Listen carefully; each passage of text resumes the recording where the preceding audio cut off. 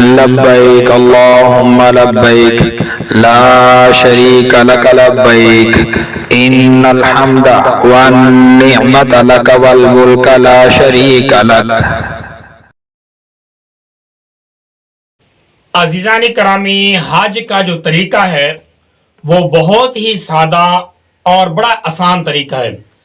اگر آپ حج کے طریقے کو دنوں کی ترتیب کے مطابق سمجھیں گے تو آپ آسانی کے ساتھ اس کو سمجھ بھی سکتے ہیں اور یاد بھی رکھ سکتے ہیں۔ لیکن ہوتا کیا ہے، کتابوں کے اندر بڑی بڑی طویل چیزیں بتا دی جاتی ہیں اور بڑی بڑی اصطلاحی تعریفیں بتا دی جاتی ہیں، جس کی وجہ سے ایک عام اور سادے سے انسان کو حج کے ایام اور حج کی چیزیں یاد کرنا بڑا مشکل ہو جاتی ہیں۔ یاد رکھیں، حج کے جو دن ہیں وہ 5 ہیں، 8 ذوالحج سے لے کر 12 ذوالحج تک۔ 13 ذوالحج کا جو دن ہے وہ اختیاری ہے۔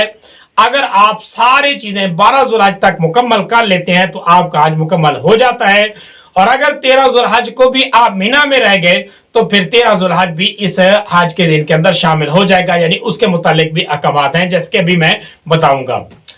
8 ذوالحج کو آپ کا حج شروع ہوگا۔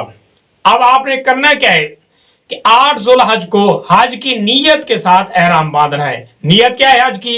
اللہم انی ارید الحج فیسرہ لی وتقبلہ منی۔ نیت کے ساتھ اگر یہ الفاظ یاد نہیں ہوتے تو بھی کوئی مسئلہ نہیں ہے، دل کے ارادے کے ساتھ آپ یہ الفاظ کہہ دیں کہ اللہ میں تیری رضا کے لیے حج کرتا ہوں تو اس کو میرے لیے آسان بنا لے اور اس کو قبول فرما دے۔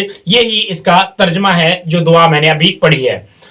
اور پھر احرام اگر آپ نے پہلے سے باندھا ہوا ہے تو وہی احرام، ورنہ اگر مکہ میں آپ پہلے پہنچ گئے ہیں اور آپ نے 8 ذوالحج کو احرام باندھنا ہے تو پھر باہر جا کر میقات سے 8 ذوالحج کو صبح کی نماز کے بعد فوراً احرام باندھیں گے۔ احرام باندھنے سے پہلے غسل کر لیں یا وضو کر لیں، پھر احرام باندھ لیں اور 2 رکعت نماز نفل یہ بھی آپ پڑھ لیں۔ پھر پڑھنے کے بعد اب آپ نے حج کی نیت کرنے کے بعد آپ کا حج شروع ہو گیا۔ یہ 8 ذوالحج ہے۔ پھر آپ آئیں گے، اگر آپ پہلے سے آپ نے طواف نہیں کیا ہوا، ابھی آپ نے احرام باندھا ہے تو پھر آپ ایک طواف بھی کر لیں خانہ کعبہ کا، مینا کی طرف روانہ ہونے سے پہلے۔ یہ جو طواف ہے یہ نفلی ہے، اگر نہیں کریں گے تو بھی کوئی مسئلہ نہیں ہوگا، لیکن جو لوگ پہلے طواف کر چکے ہیں تو ان کو چاہیے کہ وہ مینا کی طرف روانہ ہو جائیں۔ جو لوگ ابھی احرام باندھتے ہیں، یعنی 8 ذوالحج کو جنہوں نے احرام باندھا ہے، تو وہ مینا میں جانے سے پہلے یہ طواف بھی کر لیں۔ اس کو طواف قدوم کہتے ہیں۔ طواف کے 7 چکر مکمل کرنے کے بعد مقام ابراہیم پر نفل پڑھیں، نفل پڑھنے کے بعد زمزم کا پانی پئیں، اب فریش ہو کر آپ مینا کی طرف روانہ ہو جائیں۔ جب مینا کی طرف روانہ ہو جائیں گے، مینا پہنچنے کے بعد آپ نے ظہر کی نماز ادھر ادا کرنی ہے، یعنی ایسی ترتیب رکھنی ہے کہ ظہر تک وہاں پہنچ جائیں۔ ظہر کی نماز، عصر کی اور مغرب اور عشاء، یعنی 8 ذوالحج کی یہ 4 نمازیں، اور اسی طریقے سے 9 ذوالحج کی صبح کی نماز بھی آپ نے مینا میں پڑھنی ہے۔ گویا کہ مینا میں کے اندر آپ نے یہ 5 نمازیں ادا کرنی ہیں۔ باقی وہاں مینا میں کوئی اور کام نہیں کرنا، صرف اللہ کا ذکر کرنا ہے، جو ہو سکے اللہ پاک کی تسبیحات، تلاوت وغیرہ وہ کرتے رہیں، ذکر اذکار کرتے رہیں، تسبیحات اور تلبیہ وغیرہ بھی پڑھتے رہیں۔ ہو سکے تو مشعر الحرام جو ایک خاص جگہ ہے جہاں حضور صلی اللہ علیہ وسلم نے مینا کے میدان میں آپ نے قیام کیا تھا، وہیں جا کر آپ بیٹھیں اور وہیں جا کر آپ ٹھہریں۔ اگر وہاں رش ہو نہ جگہ ملے تو جس جگہ پر آپ کو جگہ آسانی کے ساتھ مل جائے وہیں آپ اپنا خیمہ لگائیں، وہیں آپ رات کو قیام کریں۔ اب یہ 8 ذوالحج کا دن آپ کا مکمل ہو گیا۔ 9 ذوالحج کو صبح جلدی اٹھ کر صبح کی نماز آپ پڑھیں گے۔ صبح کی نماز پڑھنے کے بعد آپ روانہ ہوں گے عرفات کی طرف۔ عرفات میں پہنچیں گے، یہ 9 ذوالحج ہے۔ 9 ذوالحج کو یوم العرفہ بھی کہتے ہیں۔ وہاں پہنچنے کے بعد آپ نے کیا کرنا ہے، زوال سے، یعنی کہ یہ ہے زوال تک آپ وہاں پہنچ جائیں۔ زوال سے لے کر غروب آفتاب تک، یا اسی طریقے سے یہ بھی کہا جاتا ہے کہ اگلے دن 10 ذوالحجہ کی صبح تک یہ وقوف عرفہ کا ٹائم ہے، یعنی زوال کے بعد آپ کسی بھی ٹائم ये जो जबल रहमत है वो एक छोटा सा पहाड़ होगा, वहां उसके आसपास खड़े होकर आप थोड़ी देर क़याम करेंगे, अल्लाह का जिक्र करेंगे, अल्लाह के नाम की तस्बीहात पढ़ेंगे और दुआएं करेंगे। ये है वकूफ़ अरफा जो हज का रुकन आज़म है। फिर उसी जगह यानी अरफात के करीब ही अरफात के करीब एक मस्जिद है, मस्जिद निमरा। इस निमरा मस्जिद के अंदर जाकर नमाजें पढ़े या अपने खेमे में जहां आपको जगह मिले वहीं आपने ज़ुहर और असर की 2 नमाजें पढ़नी है। यानी गुरूब आफ्ताब तक आपने ये 9 ज़िलहज का जो दिन है ये अरफात के मैदान में गुजारना है। गुरूब आफ्ताब से पहले नहीं निकलना, यानी अरफात का मैदान गुरूब आफ्ताब से पहले नहीं छोड़ना। ये याद रखें, गुरूब आफ्ताब से पहले अगर कोई अरफात के मैदान को छोड़कर चला गया, रवाना हो गया, तो उसके ऊपर दम यानी कुर्बानी लाजिम आ जाती है, ये उसके ऊपर जुर्माना आयद हो जाता है। फिर इसी तरीके से गुरूब आफ्ताब जब हो जाएगा तो आपने मगरिब की नमाज नहीं पढ़नी, मगरिब की नमाज पढ़े बगैर अरफात का मैदान छोड़ देना है, क्योंकि यहाँ अरफात के मैदान में सिर्फ आपने ज़ुहर और असर की 2 नमाजें पढ़नी है। फिर आप रवाना हो जाएंगे और आप जाएंगे मुज़दलिफ़ा के मैदान में। मुज़दलिफ़ा में जाकर आपने ज़ुहर की और असर की 2 नमाजें इशा के टाइम में जाकर अदा करनी है। हुज़ूर सल्लल्लाहु अलैहि वसल्लम ने भी इसी तरीके से 2 नमाजें इकट्ठी अदा की थी। आप भी एक अजान और 2 तकबीरों के साथ मगरिब और इशा की नमाज पढ़ेंगे। अगर अपने अपने खैमों पढ़ेंगे तो फिर अलग अलग से नमाजें पढ़ेंगे। बहरहाल ये 2 नमाजें आपने जाकर मुज़दलिफ़ा में पढ़नी है। अब ये 9 ज़िलहज का दिन भी मुकम्मल हो गया। मुज़दलिफ़ा के मैदान में भी आपने कुछ नहीं करना, रात को सोना है और अल्लाह का जिक्र करना है और अल्लाह पाक के नाम की तस्बीहात वगैरह अदा करनी है। फिर इसी तरीके से अब अगले दिन हो जाएगा 10 ज़ुलहज। इस 10 ज़ुलहज को यौम नहर कहते हैं। इस दिन आप सुबह सुबह जल्दी उठकर सुबह की नमाज अदा करेंगे मुज़दलिफ़ा के मैदान में। गोया कि मुज़दलिफ़ा के मैदान में आपने 3 नमाजें पढ़नी है, 9 ज़ुलहज की मगरिब और इशा, 10 ज़ुलहज की सुबह की नमाज। फिर सुबह की नमाज जल्दी सुबह पढ़ने के बाद तुलू आफ्ताब से पहले आप अंधेरे को ही निकल जाएंगे और फिर आप दोबारा आ जाएंगे मीना के मैदान में। अब आप मीना के मैदान में जब आएंगे तो यहां आपने आकर सबसे पहले जमरे उकबा यानी बड़े शैतान को आपने कंकरियां मारनी है। यहां एक बार और याद रखें कि ये जो जितनी भी कंकरियां हैं जो आप शैतानों को मारेंगे, ये सारी की सारी कंकरियां आप मुज़दलिफ़ा के मैदान से ही उठाकर आएंगे। मुज़दलिफ़ा के मैदान से ये सारी कंकरियां गिन कर आप उठाकर लेकर आएंगे और ये मीना के मैदान में आपको कंकरियां नहीं मिलेंगी।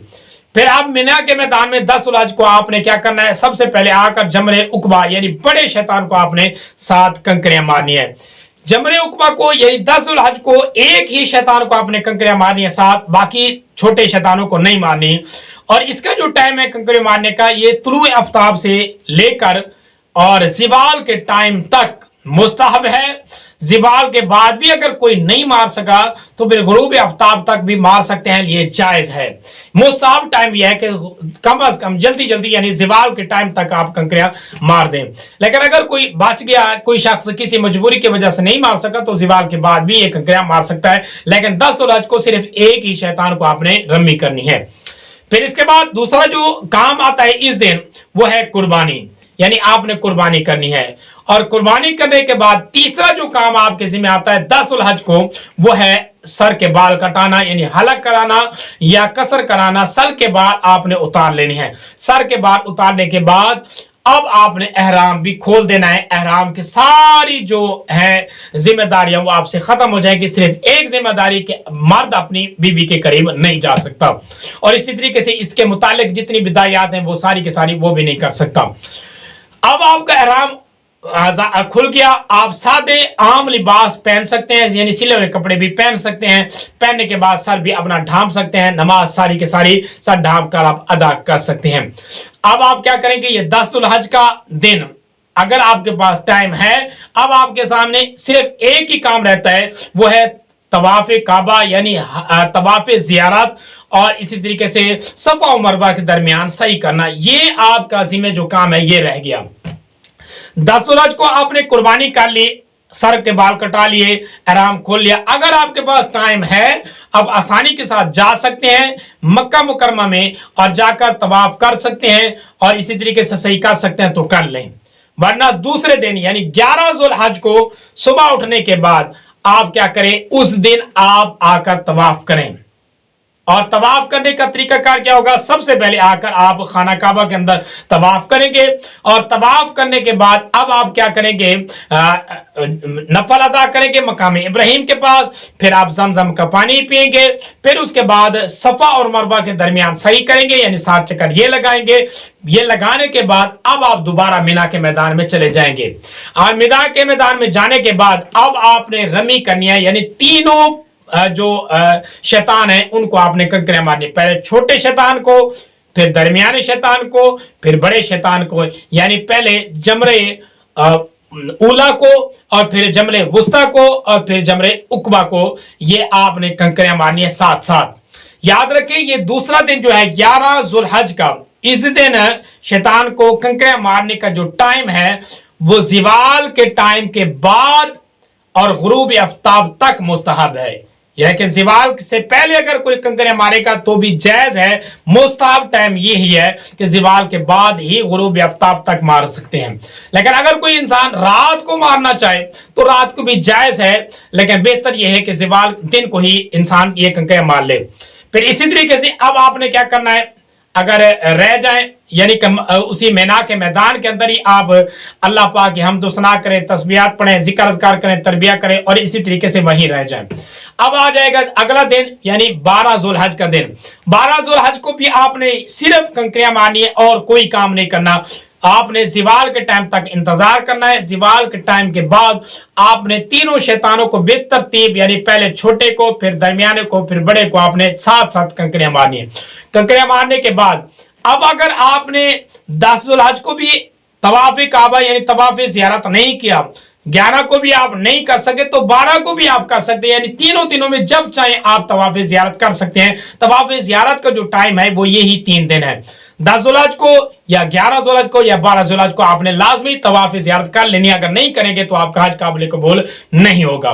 फिर अगर आपने 12 ज़ुल्हज को करनी है तो इसी तरीके से आपने जाकर पहले तवाफ़ ज़ियारत करने हैं और फिर उसी तरीके से आकर जो है ना क्या करना है, सही करनी है। सही करने के बाद ये सफ़ा मरवा के दरमियान दौड़ना है। फिर दोबारा आकर ज़िवाल के बाद आपने शैतानों को कंकरियां मारनी है। अब आपका हज मुकम्मल हो गया 12 ज़ुल्हज को। लेकिन याद रखें 12 ज़ुल्हज को अगर आप मगरिब की नमाज से पहले यानी गुरूब आफ्ताब से पहले मीना का मैदान नहीं छोड़ते, गुरूब आफ्ताब आपके ऊपर हो गया, आप वहीं रह गए,